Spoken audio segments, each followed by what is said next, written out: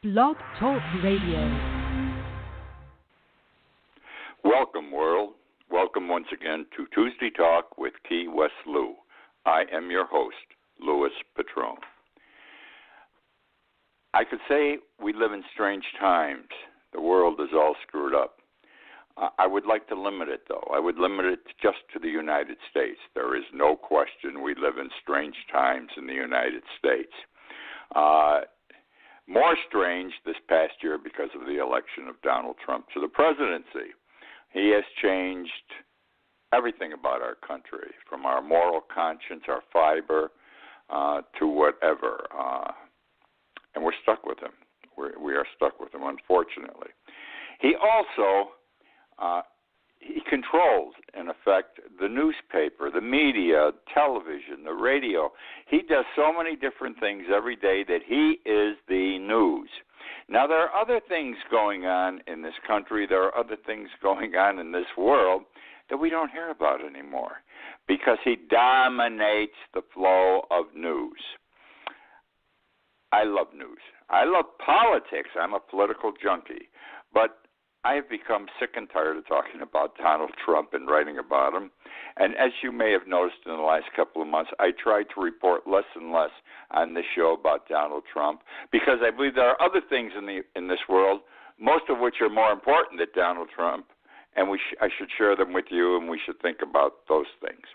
So I'm going to start tonight. I'm going to have very, very, very little Donald Trump in this show intentionally because, again, in my opinion, there are other things going on in this country that we should talk about.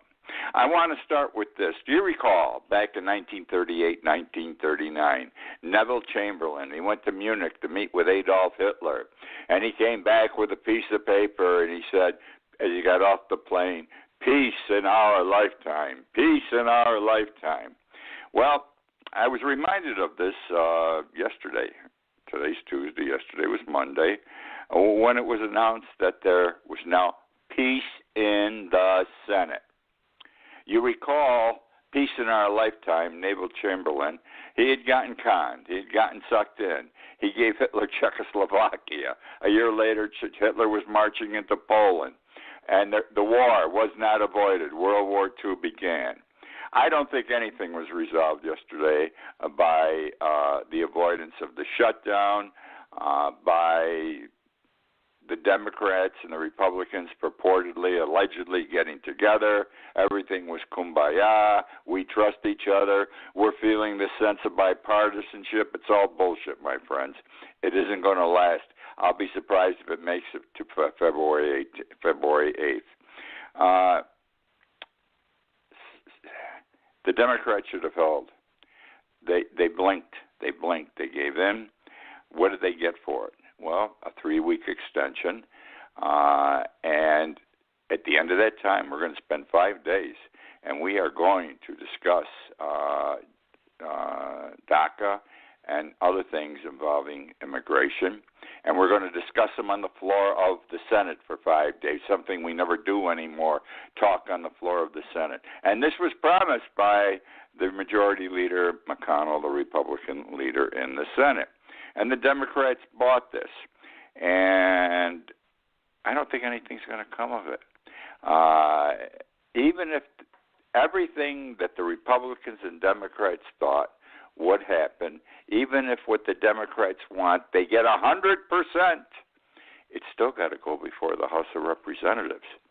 And there is no question in my mind the House of Representatives is not going to pass anything where these kids are going to stay here, DACA kids are going to stay here, and in effect they're going to get amnesty. There are enough congressmen in the House that are opposed to any form of amnesty, and that will be it. Another thing just came into the mix today on this DACA issue. You will recall last week there was a decision, or in the last week or two, there was a decision by a federal court, I believe in California, regarding DACA. The federal district court judge put a stay on the administrative ruling that came out of the White House, the executive order, or the Department of Health and whatever. One of Trump's departments issued an order saying that they were going to accept no more DACA applications, renewals, etc. And that meant that on March 5th, they were going to start deporting people. Well, a federal court judge issued a stay and says, no, you can't do this, and you must accept these renewals, etc. Well, Sessions, who I think is a horse's ass for an attorney general, asked for unusual relief from the United States Supreme Court. He said, I don't want to go through the usual process of appealing to the circuit court because based on their prior rulings, I know they're liberal and they're going to rule against me. I want a direct appeal to the United States Supreme Court, and I want you to hear this issue immediately with some other cases you have. Lo and behold, I thought this was a stupid move. This has only happened twice. It's happened 12 times in the last 200 years. The Supreme Court has accepted a case on an accelerated basis. And what was the proclamation, the ruling today from the United States Supreme Court? They are going to take that California case, skip the circuit court, and they're going to give it immediate attention together with some other matters that are similar. What does that mean? Tomorrow, the next day, no, but under the rules, in about 4 to 6 weeks, they will hear the case. I don't know whether that's good or bad. I do know this. We're going to hear come February 8th, maybe even before, why are we even wasting our time talking about this on the floor of the Senate? The United States Supreme Court's going to hear this case in another month. We're wasting our time. The Democrats got taken. They blinked. They bought a pig in a poke. They should be ashamed of themselves. Recall Ronald Reagan, trust but verify. When it came to nuclear reduction of arms between the United States and Russia, Ronald Reagan says, I trust these guys, but you got to verify. Trust but verify. And it's become part of our American lexicon, trust but verify. And the reason this trust came to my attention is because I was so disappointed when the Democrats, quote, trusted, unquote, the Republicans with regard to the DACA issue and the shutdown. So I wanted to share with you something about trust but verify because we give credit to Ronald Reagan for this.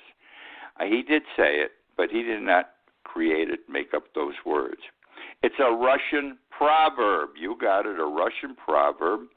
And Reagan became aware of it, okay, because he had a woman by the name of Suzanne Massie, Massie. She was a Cold War and Russian historian, a Russian expert, and occasionally she would advise Ronald Reagan on Russia. And during the conversations, she said, you know, there is this Russian proverb. No, I can't say it in Russian, but it translated to trust but verify. Reagan grabbed onto it, and that's where that term comes from. It's an old Russian proverb. Isn't that amazing? And that's how it came into being. Tom Brady, professional football, New England Patriots quarterback. That game Sunday was absolutely amazing. I've got to say this. Tom Brady is 40 years old. I want to share with you some things you might not be aware of quickly. He's 40 years old. He's as good, he's better now today than he ever was probably, but he would be this good at 27, 28, 29. Professional athletes, most of them don't last to 40, whether it's basketball, football, or baseball. Their bodies can't hold up, but this guy seems to be holding up. And he always has these great last quarters. They were losing by 10, 11 points Sunday. Through 2 touchdown passes, they won by 4 points. And now they go to Super Bowl in 2 weeks. Great player, maybe, perhaps the greatest professional quarterback in football history. Got to say, and we've had a lot of greats. Now, what's the unique thing I want to share with you? He went to the University of Michigan. He was a quarterback there. He was good. He wasn't great. He went into the draft. Okay, this is the 2000 National Football League draft, the year 2000. And he wasn't picked in the first round. You know, if you get picked in the first round of these drafts, you're a multimillionaire right away. You make a lot of money. whether you succeed or not is immaterial. They want you. You're a star. They're betting that you're going to be good, and they pay you several $1 million. Well, he didn't get picked in the first round. He didn't get picked in the second round. He didn't get picked till the sixth round. He was a non-entity. New England didn't know what they were buying. They said, "Well, we may need another quarterback. Let's draft this guy."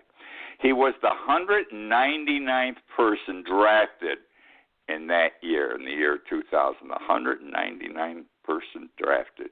New England got a steal. They didn't pay him millions of dollars. They probably paid him a pittance, $50,000 or something like that, maybe $100,000. It's considered the biggest steal in the history of the draft, and interesting. And he turned out to be the great, I think, as a quarterback. Now, even more interesting, and this ties into what we're talking about with the United States Senate and what's going on the past few weeks with the Senate shutdown, with the governmental shutdown. Guess what he wants to do when he can't be a quarterback anymore for the Eagles? He can't play football.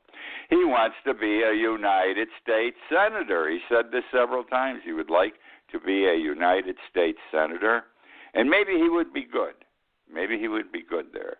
Maybe he wouldn't be like these, excuse what I'm going to say, these other schmucks we keep sending there and sending back and back. And that's the story of Tom Brady.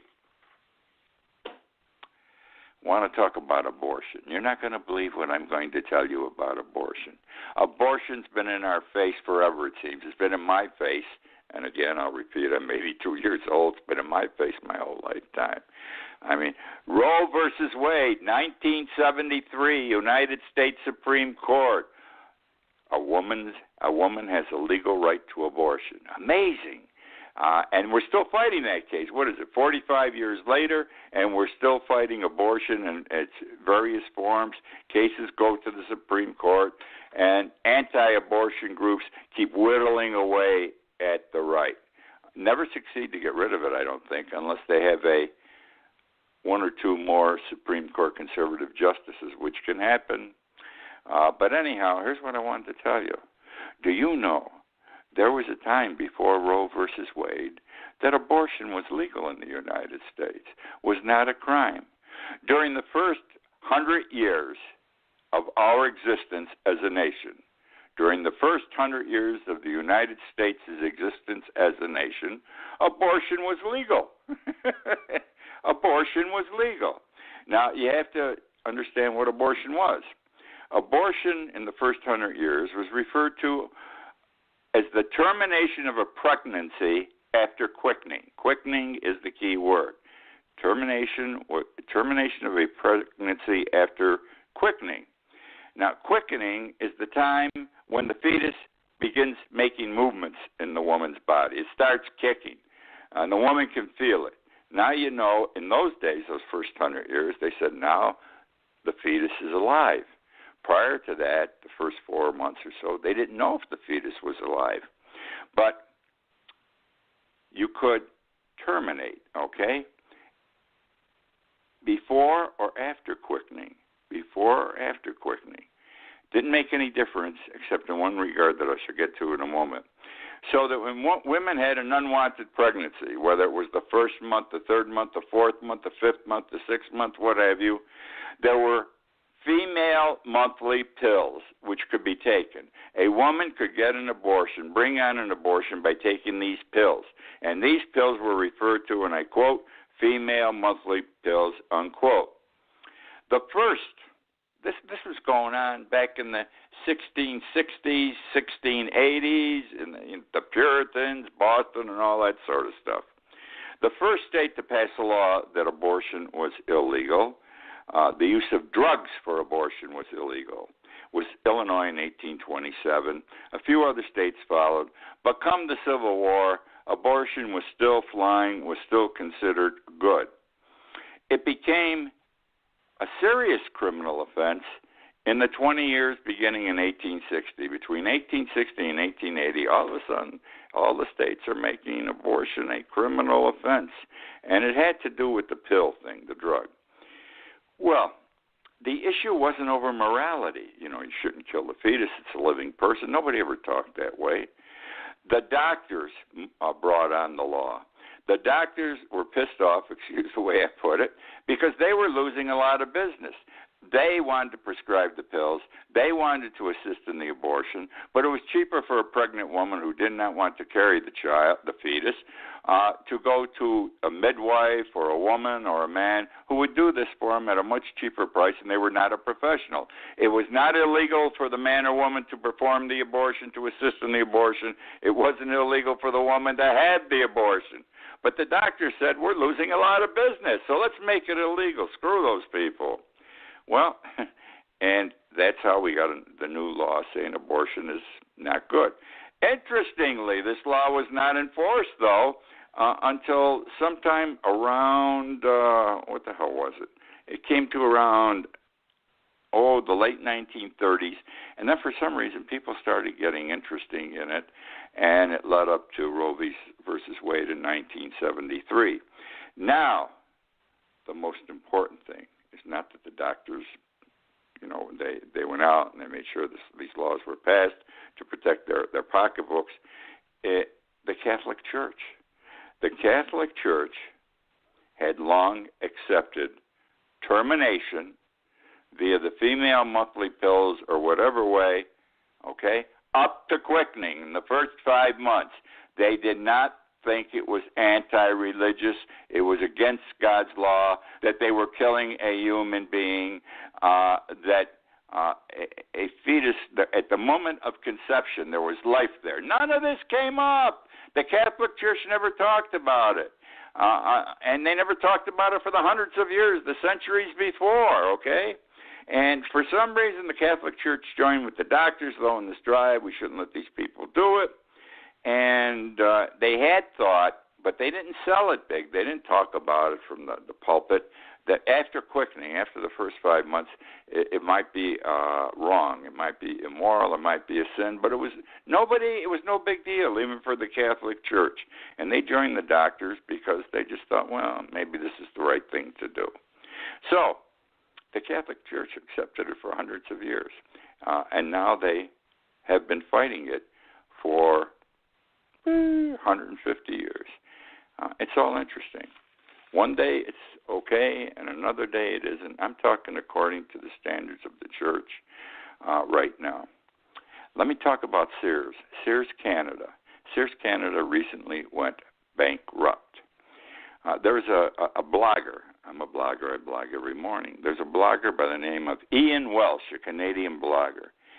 He wrote a very interesting blog recently, and I'm going to paraphrase it. I'm going to go through it rapidly for you, but I think his bottom line is very interesting. When Sears Canada went bankrupt, the pension funds, the employees' money was underfunded. Sears had not put the money in there because they were losing money. At the same time, knowing that they were going under, they were going to go bankrupt, the Sears executives, the high echelon, paid themselves large bonuses, but they never made the pension funds good. Now that sounds illegal. They put money in their pocket but screw the workers. Well, it wasn't illegal. It's not illegal in Canada, and probably wouldn't be illegal here. And the reason basically is justice. Doing the right thing is not necessarily the law. We've all learned this, especially me. I practiced law for 46 years.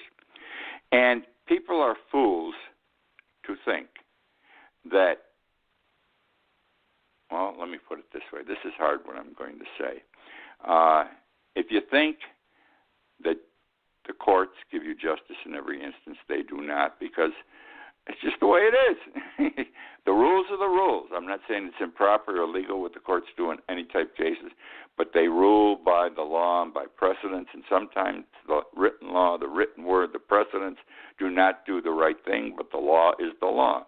Well, what Ian Welsh brought to my attention, and I'm bringing to yours now, you got to remember that everything the Nazis did, everything the Nazis did was legal when they did it. If you go back through history, sending the Jews off to the camps to be exterminated, sending the mental defectives to have the woman have her tubes tied, remove her female parts because Hitler didn't want any more mental defectives. having the men denuded. It was legal. That doesn't mean that because it's legal, it's good. It means we got to, like we're having a screwed up system now in Washington with all these changes in the law and changes in regulations that Trump is having accomplished. They're the law. It does not necessarily mean they're good. Now, when you have a society, Welsh said, when you have a society which regards ordinary people, those people didn't have their pensions, but the executives got big bonuses. When you have a society which regards ordinary people as sheep to be culled for benefit of the elites, for the benefit of the elites, from the poor people for the benefit of the rich. Think about our new tax system. That's an unjust society. And those who participate in it, who engage in it, are villains. Now, based on history, the odds are these people are going to get away with it. And we know corporations are taking advantage of the people today, and they go unpunished. Look at the banks. They gave us 2008. Millions of people across this country lost their homes, their fortunes, and everything else. But not one bank executive went to jail. Amazing, isn't it? Not one bank executive went to jail. So they're getting away with it, and it's legal. It's legal. Well, here's what he says. Ian Walsh's bottom line is that every once in a while, those people in society who've been culled, those who've been denied, who have been deprived, who've been taken advantage of by the elitists, by the rich, well, they're going to go after those people, and they're going to punish them with guillotines and bullets. Yes, guillotines and bullets, because such adverse conduct, the higher echelon, the wealthy defecating on the lower echelon, on the poor, the 1%, the 99%. At some point, people say, no more, like the Texas flag, don't tread on me. And then you have guillotines, and then you have bullets. Interesting blogger. You ought to read him. All right, now where are we here? This also ties in with things that are upsetting. This involves the Catholic Church. Understand, I am a Catholic. I'm a fallen away Catholic. I believe in God, but I think my church has screwed up big time during my lifetime. They've screwed up a lot historically. How something created by Jesus Christ could turn so intolerant, so evil, so bad over the centuries, I don't know. But anyhow, I want to talk about black nuns. I'm a product of a Catholic education. In grammar school and high school, I had nuns. I had Christian brothers in college. So I'm only going to talk about grammar school and high school. Brown Franciscans in grammar school. Sisters of Charity, the White Wings, in high school. Never thought about what I'm going to share with you now. I never saw any black nuns. There were no Negro nuns. No women of African descent, okay, as nuns. Never gave it a thought until I came across this article. And it says there was an intentional discrimination in the nunnery, amongst the religious orders. We call them orders when you talk about the nuns. Amongst the orders, the nunnery, the orders, to prevent those of color from becoming nuns. Can you imagine? They segregated, they discriminated. And if you think about it, and I have been thinking about it, the only black nun I ever knew was Whoopi Goldberg. Remember her two movies? And I'm serious when I say it. The Sister Act and Sister Act 2. She was a black nun. But there weren't any. We have them now. And the reason we're getting them now is because the young ladies of America no longer want to become nuns. When I was a kid, oh my God, to want to be a nun, want to be a priest. I wanted to be a priest when I was going to high school. I served the 7 o'clock Mass every morning for 4 years in high school for the Monsignor. Went to communion. I wanted to be a priest. It's wild. That was the desire of the Catholic youth. But they wouldn't let black girls enter the nunnery. My Catholic church, that bothers me. The pedophilia bothers me. It's just amazing. Okay, where are we here now? You are known by the company you keep. Now, Donald Trump has a perverse sense of what might be good for America. This I believe. You don't have to. So a lot of you are going to write tomorrow and say, I'm a effing liberal again. Some people comment like that using vulgar language like the president does. Anyhow, Trump supported Roy Moore, pedophile, for the United States Senate from Alabama. Now he's supporting Rick Saccone. Let me tell you who Rick Saccone is. Rick Saccone is running in a special election soon in Pennsylvania, rather. And who is he? I'll tell you who he is. He's a former Abu Ghraib. It's in Iraq. It's a jail. He's an interrogation consultant who worked there for the United States Army. He was how am I going to put this? He was a torture expert. He tortured people. That's what he did. That's his specialty. And he's written books on it, and he in support of torture tactics. He believes that torture should be used. And he says what's good. He says, waterboarding, stress positions, sleep deprivation, execution threats, dogs attacking people, threatening electrocution, all good. Use it. He is a torture expert. Well, last week, Donald Trump went to North Fayette Township in Pennsylvania to campaign for and with Rick Saccone for the Congress of the United States. Now, there has to be a limit. Politics is politics. But the politicians of today, and the Democrats are included, but the Republicans more so, they're more concerned with getting another seat, getting another person to vote with them, than they are with the morality of the situation.